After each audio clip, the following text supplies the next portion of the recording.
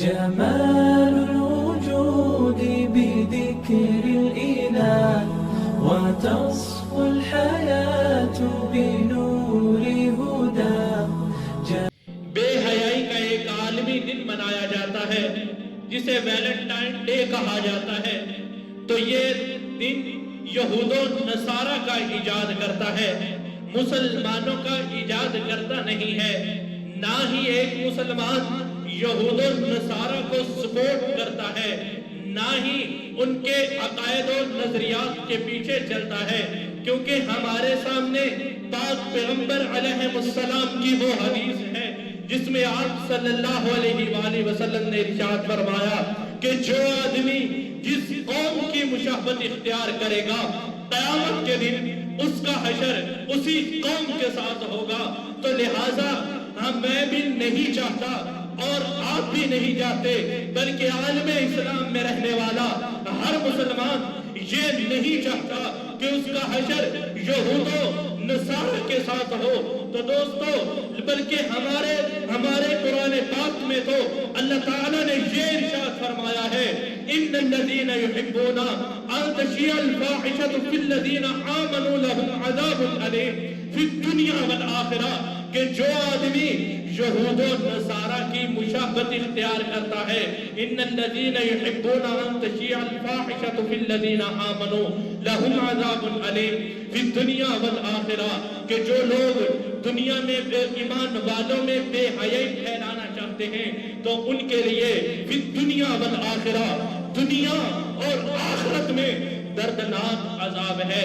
اور جو لوگ بے حیائی کو پرموٹ کرتے ہیں وہ مولانا روم کی اس حکایت کو سامنے رکھیں. مولانا روم کہتے ہیں کہ ایک سونار تھا، اس کی ایک سونے کی دکان تھی، تو اس سونار کے پاس اولاد نہیں تھی، تو اس نے ایک بچہ لے بالغ لیا اور اسے پالا بڑا کیا. تو وہ لڑکا بڑا خوبصورت جوان ہوا اور اس نے فرما برداری کی حدیں پار کر دی.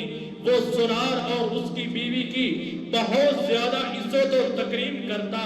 تو سونار کہتا ہے کہ ایک دن میں اپنی دکان پر موجود تھا تو میرے پاس ایک عورت چوڑیاں خریدنے کے لیے آئی. تو اس نے مجھے کہا کہ یہ چوڑیاں آپ میرے بازو پر پہنا دیں.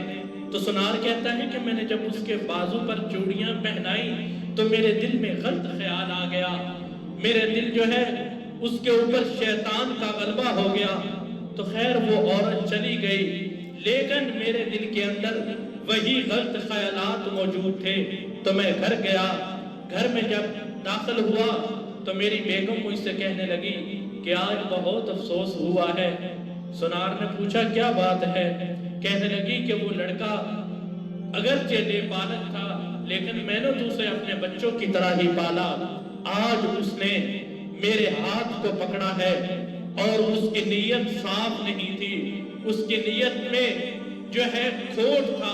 تو آگے سے سونار کہنے لگا کہ بیگم قصور اس کا نہیں ہے، قصور میرا ہے کہ مجھے اللہ تعالیٰ نے یہ سزا دی ہے.